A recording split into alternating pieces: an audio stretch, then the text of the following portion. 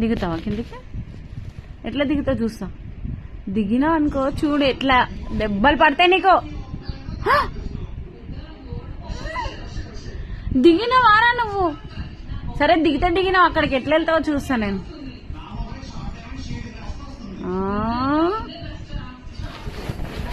అమ్మా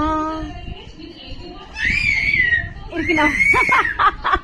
ఇది కదా అసలైన ప్లాన్. వచ్చినావరా బయటికి? సారీ.